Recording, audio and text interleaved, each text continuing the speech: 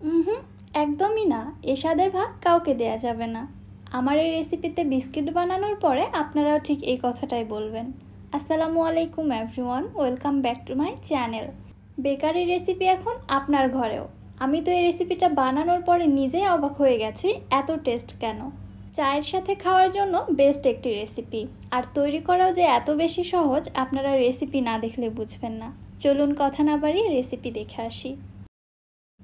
বিসমিল্লাহ। ফার্স্টে একটি মিক্সিং বলে নিচ্ছি হাফ কাপ ঘি। ঘিয়ের পরিবর্তে তেল ব্যবহার করা যেতে পারে, তবে বিস্কিটের যে অথেন্টিক একটা টেস্ট রয়েছে সেটা পেতে হলে অবশ্যই ঘি ব্যবহার করতে হবে। আর দিয়ে দিচ্ছি হাফ কাপ চিনি।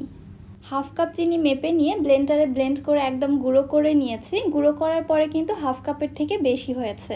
এবারে হুইস্ক দিয়ে একটু ভালোভাবে নেড়ে চেড়ে মিশিয়ে নিচ্ছি। মেশানোর পরে মিশ্রণটা ঠিক এরকম হবে, অনেকটা সাদা বর্ণ ধারণ করবে। আর এখানে অবশ্যই গুঁড়ো চিনিটা ব্যবহার করতে হবে, আস্ত চিনি ব্যবহার করা যাবে না। এবার এর মধ্যে দিয়ে দিচ্ছি 1 কাপ ময়দা, 1/4 কাপ গুঁড়া দুধ, 1 চা চামচ baking powder, 1/4 teaspoon baking soda, সেই সাথে দিচ্ছি 1/4 টিস্পুন লবণ। সবশেষে দিচ্ছি 1/4 টিস্পুন এলাচের গুঁড়া। এটা অপশনাল, চাইলে দিতে পারেন, আবার চাইলে স্কিপ করতে পারেন। এলাচের গুঁড়াটা দিয়েছি সুন্দর একটা ফ্লেভারের জন্য।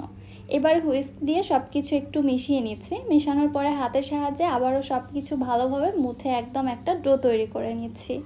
আমার এখানে ডোটা অনেকটাই নরম মনে হয়েছে, এজন্য আরও সামান্য একটু ময়দা অ্যাড করে দিলাম।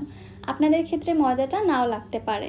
ঠিক এরকম একটি মসৃণ ডো তৈরি হবে। দেখুন, এই ডোটা কিন্তু স্টিকি ডো হবে না। এবারে চামচের সাহায্যে মেপে মেপে ডোটাকে আমি ভাগ করে নিচ্ছি। এতে করে প্রত্যেকটা বিস্কিটের সাইজ একদম সমান থাকবে। আমি এখানে 1 টেবিল স্পুনের একটি চামচ ব্যবহার করেছি। আপনারা বিস্কিটগুলো কতটা ছোট অথবা বড় করতে চান আপনাদের ইচ্ছে মতো যে কোনো চামচের সাহায্যে মেপে মেপে এভাবে আলাদা করে ভাগ করে নিতে পারেন। সবগুলো বিস্কিটের লেচি আমি ঠিক এইভাবেই কেটে নিচ্ছি। এরপরে একটি লেচি ফার্স্টে হাতের মধ্যে খুব ভালোভাবে গড়িয়ে একটা মসৃণ গোল বল তৈরি করে নিচ্ছি। এরপরে হাতের মধ্যে চেপে চেপে ঠিক এরকম একটি শেপ দিয়ে নিচ্ছি। অনেকটাই লম্বা তবে চ্যাপ্টা। আপনারা আপনাদের ইচ্ছে মতো গোল করেও এই শেপটা তৈরি করতে পারেন। আমি বিস্কিটটা চুলাতেই বেক করব, এজন্য একটি স্টিলের প্লেটের মধ্যে ফার্স্টে একটি বেকিং পেপার বসিয়ে দিয়েছি। এর উপরে আমি ভালোভাবে তেল ব্রাশ করে নিচ্ছি। এবার একটু স্পেস রেখে রেখে প্লেটের মধ্যে বিস্কিটগুলোকে আমি পরপর সাজিয়ে নিচ্ছি। বিস্কিটগুলোর মধ্যে একটু ডিজাইন ক্রিয়েট করার জন্য আমি এখানে একটি শাসলিকের কাঠি নিয়েছি। এবারে কাঠির সাহায্যে বিস্কিটের মধ্যে আমি ঠিক এইভাবে ফোড়া গেঁথে দিচ্ছি। একটি করে বিস্কিটের মধ্যে আমি টোটালে 10টি ফোড়া দিয়ে দিচ্ছি। এটা অপশনাল, আপনারা চাইলে দিতে পারেন, আবার চাইলে ঠিক প্লেনভাবে বিস্কিটটাকে বেক করে নিতে পারেন। এবারে চলে যাচ্ছি চুলাতে। এদিকে চুলায় কড়াইয়ের মধ্যে একটি স্ট্যান্ড বসিয়ে দিয়ে হাই হিটে কড়াইটিকে আমি প্রিহিট করে নিয়েছি। এরপরে চুলার হিটটাকে একদম লোতে করে দিয়ে বিস্কিটের প্লেটটাকে এখানে বসিয়ে দিচ্ছি। ঢাকনা দিয়ে ঢেকে বিস্কিটগুলোকে বেক করে নিচ্ছি প্রায় 40 থেকে 45 মিনিটের মতো। প্রায় 45 মিনিট পরে বিস্কিটগুলো অলরেডি বেকড হয়ে গেছে। কিছুটা আগ মুহূর্তে বিস্কিটগুলো চুলা থেকে নামানো যেত, আমি এতটা খেয়াল করিনি। দেখতে পাচ্ছেন বিস্কিটের মধ্যে কিন্তু অনেকটাই কালার চলে আসছে। আরও কিছুটা আগে নামিয়ে নিলে বিস্কিটগুলো একদম সাদা ধপধপে থাকতো। এনিওয়ে, বিস্কিটগুলো আমি প্লেট থেকে উঠিয়ে নিচ্ছি।